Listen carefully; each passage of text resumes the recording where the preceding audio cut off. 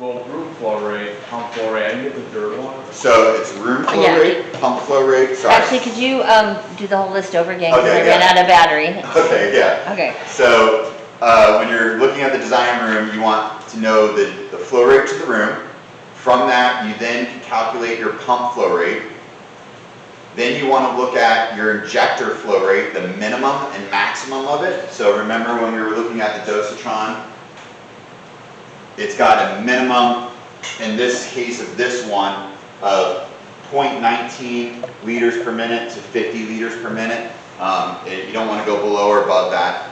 And then the order of operation for your stock tanks, calcium, your base formula, then your pH. And once again, the reason to that is if you inject pH up, which is the most common thing that you're having to inject for balancing your pH solution, if you inject it before the calcium, it will react. You will have precipitates fall out, and when that happens, you're going to clog up all your filters, and you could clog up your drip emitters if you don't have proper filtration. So that's always key. And just because it's an expensive pump doesn't mean it's a good pump. So you could spend all the money in the world on things. Always make sure it's what you actually need. I think overkill is not a good thing in the world of agriculture. Overkill sometimes causes way more issues than not. So there's a thing called a VFD. It regulates the speed in which your pump could go. It's a regulator in that aspect. So a lot of these large pumps, they have them, some don't. So like the farm I bought, the well pump doesn't have it. So if it's not going at 80 gallons per minute, you could burn the pump out. So it's important to know my other 40 gallon per minute pump for my well has it. So I have 2 wells on site, and the one has it, so I could go all the way down to a gallon per minute and have no issues. But if I do that on the 80, I'm going to burn it out. I'm going to have to replace that. So it's an electronic component. You could almost add it to any pump out there, and it gives you the ability to regulate the flow rate to it. It kind of reduces that need for like all power, all throttle at once. So you mentioned you have a well. I was always wondering, are there any laws that involve having a well? Yes, good question. So the law is that you can't have an injection system directly connected to that pump. So you have to go to a stock tank of water before going through your nutrient injection system. The reason being is they don't want the nutrients to siphon all the way back down and underground into your well. So by having tanks of water that are just fresh water, a pump connected to that going through, if there's any leachate back into the system, it's only going to my stock tanks. For it to go through the stock tanks back up and jump in the air through the, it's not going to happen. But that's the main law that I have to deal with out in New Jersey. And that's a common law across the United States as well. So that makes sense because like you can give people nitrite poisoning, like babies will literally turn blue and die. Yeah. From nitrite poisoning if it's in the water. Yeah, it's a big, it's a big thing it's actually like a crazy thing when I drive around and I look at all these field crops. It's kind of wild to think about because there's no regulations on this. There's when you really think about how much nitrogen is being pumped into all this, and like when you're looking at a field broadcast system and it's just a sprinkler I drove through one the other day because it was spraying, they must have programmed it wrong, so the boom arm is spraying all the way across the road into an empty parking lot, and there's just tons of water gushing through, and I drove through it and I thought to myself, I was like, wow, one, that's a huge waste, but two, what a toxic waste too. You could see the blue on my car as I was coming through. So it's like, there's a lot of, it's for a cornfield, so I'm sure they're pumping it full of nitrogen at that time. Yes. Any advice for them for their impact zone projects on any of this? So I think if you really were to be, what I did is I promoted the fact that if I was given a license on my property, that I would spend the money for recirculating systems. I know some of you guys want to do organics. It's the same shit. If you're going to be throwing a ton of, compost of some sort that's concentrated that you bought from a store to do your nitrogen, that's the same as nitrogen coming from a bag, just an FYI. There's a lot of fallacies out there that, oh yeah, using manure is so much better and more eco-friendly. Well, you're going to deal with E. coli now getting leached into the system, or you could deal with, still high levels of nitrogen going into the system as well. The more you could promote recirculating water, the better you're going to be. I really feel like it's greatly overlooked in our country. There's a lot of naiveness to what it does to the planet and the world, and I think there's ways to be eco-friendly even when using mineral nutrients or organic inputs. Always look at how we're going to be having an impact. And also with water being so scarce nowadays, man, we got to do everything. In California, I don't know if you guys know this, but they just shut the water off to 90% of the farms. It's such a bad drought, 90%. So watch, food is going to go up a significant amount right now. Costs are going up. And the wheat too. Yeah, I mean, it's... The wheat's gonna get expensive in the fall because it's mostly comes from Ukraine. Yeah, it's, we're in for, serious trials and tribulations of life, and I think that as we go through these, it's only going to make us stronger and hopefully smarter in terms of how we're going to react to different things. It's why advanced irrigation systems are important too, and why science and mechanics of, computers, even when you're growing in a field, I use sensors in a field. I don't ever want to over irrigate my field. It's just as bad as not irrigating enough. You could flood a field crop out, or you're just wasting a lot of nutrients and fertilizer. You ever heard of keyline design? No, I haven't. You should do some research into it for your farm. It's so what you do is it was created by this Australian guy. So if you were to get a topography map of your land, you would find the convex and the concave points, where water would flow with gravity. And then instead of tilling, you do what's called subsoiling. Subsoiler, you obviously know what that is. Mm-hmm. So if you subsoil along those lines, as the water flows across, it trickles into those grooves, you subsoil, Mm-hmm. and then it exposes, soil that hasn't been exposed to air or oxygen, and creates new organic matter. I read about it in Mark Shepard's book, Restoration Agriculture, and he wrote an Americanized version of the keyline design book because it was originally written by this Australian guy, so it's a little bit hard to understand. Okay. So he did an adaptation for it, and it's called Water for Every Farm. It's really, really interesting because then at the end of the point where you would subsoil, you would have the lines, and then it would lead to a retention pond at the end. Oh, that's cool. Yeah, I watched this documentary called Big Little Farm. Has anybody watched it? I heard it. Epic, right?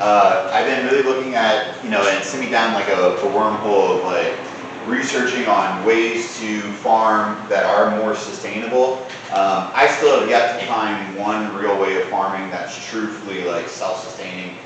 Most organic farms that I've ever even come across, they're still bringing inputs in from other farms. Yes, it's organic, but they're not self-sustaining. So as long as you're bringing input in from somewhere else, it's not self-sustaining, and I always question the validity of organics in that sense. But I've been really looking at doing mulch and using wood chippings. Aspen Tree Company gives away their chippings for free, especially if you're willing to take a lot of them. And so it's a great weed suppression. And then talking about irrigation design, in order to really go towards an organic side, it changes the whole composition of your irrigation system. You guys might be wondering, why is that? It's because if you're putting organic inputs through your irrigation system, you get what is called biofilm. Does anybody know what biofilm is? I see some shaking heads. What is it? I'm going to put you on the spot, Rafi. It's basically when microbial goop forms its own, a Film. gel. Yeah. And that will clog your system up real quick. So the pressure compensating emitters we're using out there, they'll never work with organics. So the unique challenge that you have when growing organically is how do you deliver fertilizer to your crop. You're really limited to top dressing, which, does anybody know the problem with top dressing? It takes forever. Yes, it's hard on your back. It's a lot of labor. I'm like dogging it, you know. Like, there's great parts to organics that I love. I love the ethos, the core of it. You know, the idea of just being net neutral on this world. But reality is we're far from it, because true organics, you need to have livestock. You need to have something that is almost your waste crop that's out there.